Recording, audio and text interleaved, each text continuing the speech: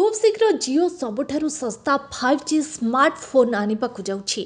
रिलायंस जियो एथिपाई अमेरिकीय chip maker company सहित एक agreement करिछि। Bharat में सस्ता 4G स्मार्टफोन परे वर्तमान जियो सबुठारु सस्ता 5G स्मार्टफोन लॉन्च करबाकु जाउछि। सूचना अनुसार रिलायंस जियो एही अफोर्डेबल 5G स्मार्टफोन अगस्त रे लॉन्च होई पारे। रिलायंस जियो रे ए सस्ता 5G स्मार्टफोन विषय रे पूर्वर मध्य अनेक रिपोर्ट रे प्रकाश पाइछि।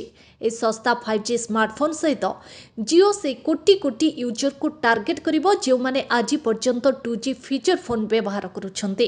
मनी कंट्रोल रिपोर्ट अनुसार जियो ए सस्ता 5G स्मार्टफोन पई अमेरिकीय चिप मेकर कंपनी क्वालकॉम सहित जोगाजोग रे अछि। निकटरे जने क्वालकॉम अधिकारी कहिसंती जे जियोर एही अफोर्डेबल 5G स्मार्टफोन यूजर को निज फोन 2G रु 5G को परिवर्तन करिबा पई आकर्षित करिवो। तबे एठी कहि रखुछु जे निकटरे रिलायंस जियो टेलीकॉम रेगुलेटर को 2G सर्विस बंद करिबा पई अनुरोध करिथिले, जहा द्वारा 5G सर्विस को एक्सपांड करिबा पई एक्स्ट्रा स्पेक्ट्रम मिली परिबो। अक्टोबर 2022 रे रिलायंस जियो एहार 5G सर्विस लॉन्च करितला। जियोर 5G service stand loan technology उपरे आधारित।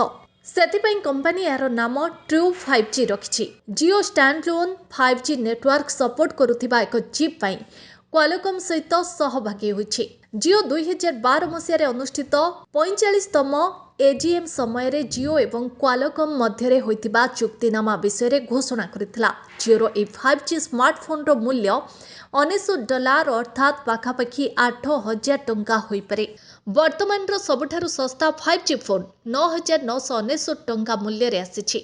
जियोर 4G स्मार्टफोन परी एही 5G स्मार्टफोन मध्य सेही यूजर मानक पई उपलब्ध हेबो जो माने स्मार्टफोन जुगरे मध्य बेसिक फीचर थिबा फोन व्यवहार करंती।